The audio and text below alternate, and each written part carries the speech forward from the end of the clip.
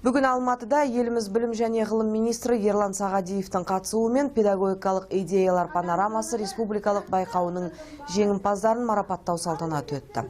Мемлекет басшысының 4-ші өнеркәсіптік революция жағдайындағы дамудың жаңа мүмкіндіктері жолдауындағы нақты міндеттерді жүзеге асыру аясында білім және ғылым министрлігінің тапсырмасы бойынша өрлеу біліктілікті арттыру ұлттық орталығы мектепке дейінгі орта қосымша техникалық және кәсіптік жоғары білім ұйымдары үшін бейне сабақтар мен бейне дәрістерге педагогикалық идеялар панорамасы конкурсын ұйымдастырып өткізді. Қазақстанның білім беру жүйесінде осындай ауқымды жоба тұңғыш рет қанат жайып отыр.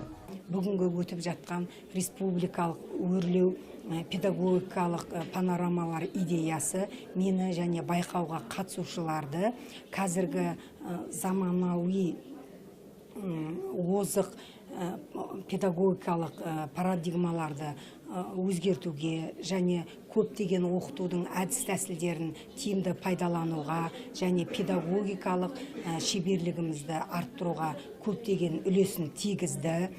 Мына әлеуметтік желілер арқылы болып жатқан байқаулар озық іс-тәжірибелі педагогтардың іс-тәжірибесімен бөлісуге және де басқа да көптеген проблемаларды шешуге қолжетімді болып отыр.